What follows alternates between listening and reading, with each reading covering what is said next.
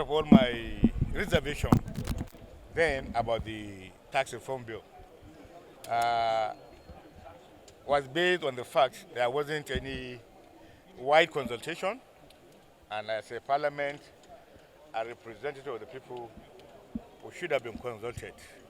Uh, Other the segment of the polity were not also consulted. Particularly, you recall the position of the governors. They were not consulted, and this was rashly pushed in the public arena, and I objected to it. And basically, because of the huge uproar, not only from the northern perspective, but across the country, there were a lot of reservations as to the hasty manner in which a very important bill like tax reform is being pushed. Remember, tax is a global phenomenon, and it is campaign issues all across the developed countries. My position then was, if that is so, why wouldn't you just take your time, consult more, and negotiate more? And at the end of the day, we have a tax reform that is a Nigerian tax reform, a tax reform that is acceptable to the needs and crannies of this country. Over the last few weeks, after the introduction of the tax reform, you could see that where the tax reform we're having a public hearing on has drastically been changed to the tax reform that's what Nigeria actually needs. But having said that, you are all living witnesses to what happened at the public hearing yesterday. The tax reform has taken a national dimension. There were reservations uh, in quite a number of clauses that has to do with state fund, that has to do with the VAT, that has to do with the increment of tax, and so on and so forth. And me, I'm delighted as a member of the committee that the tax reform has assumed a Nigerian dimension. It has not actually taken the north-south dichotomy. You also heard clearly from the perspective of the Sharia group who came and actually dwell on the inheritance. I also align with them because, as a matter of fact, once there is a prescribed position by the Quran or the Hadith, nobody violates that. And I'm sure the measure has sunk in, and so on and so forth. But the way the public hearing was managed is excellent. The chairman was on top of the issues, and Nigerians have been given time to say what they wanted to say without any inhibition, without any intimidation. And I will call on other Nigerians who have anything to say to come forward today so that we'll continue to do this thing. For me, what is important is what is good for the polity, what is good for the citizens.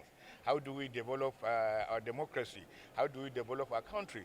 We have seen countries that came before us develop faster than we are. We have seen Ghana, we have seen Rwanda, Egypt now, South Africa. These are countries that shouldn't have been compared to us. We are the leader in this continent, and we must show by our deeds and action that indeed we are the power of Africa and that we must lead.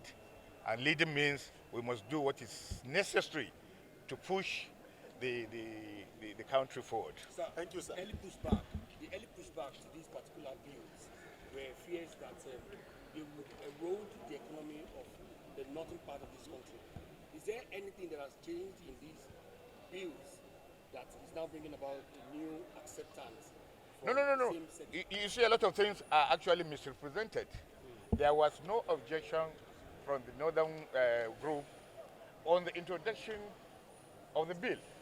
The first point of reservations were, of course, from the governors. And these governors are 36 governors. All of them came together and say, this is a bill that we have serious reservation. And from there, some of us took the initiative to read the bill and ask experts about what the bill intends to achieve. We came to conclusion then was the consumption. It is not only in the north that consume the battable products. It is all over the country. The beneficiaries of the original bill are actually Lagos, maybe Ondo, part of Kano, part of River. These are the 4 states that would have had a sufficient benefit. Other states decided to keep quiet, but we cannot keep quiet when we see things that will be very detrimental to our people. And that's why we represent people. That's why we came. Let me quickly remind you, Yeah. the governor of your state and the governor of Borno State both were very vehemently kicking against this particular bill. What has changed? What I'm saying is what is before us. Without them, and you must commend them for coming out to say they don't agree. Yes, they are from the northeast, but this thing affects almost 32 states. Some governors decided to keep quiet. But at the end of the day, their position, the two positions of Governor Zulum and Bala Mohammed, was actually negotiated by the federal government, and which necessitated the governors to come forward with a single stand.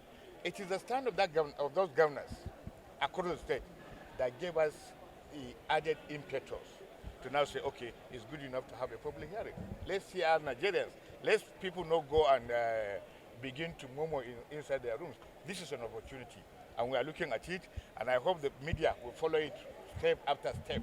At the end of the day, what we want is a fair distribution and equitable distribution of wealth. Thank you so much, sir. Good morning, sir. Good morning.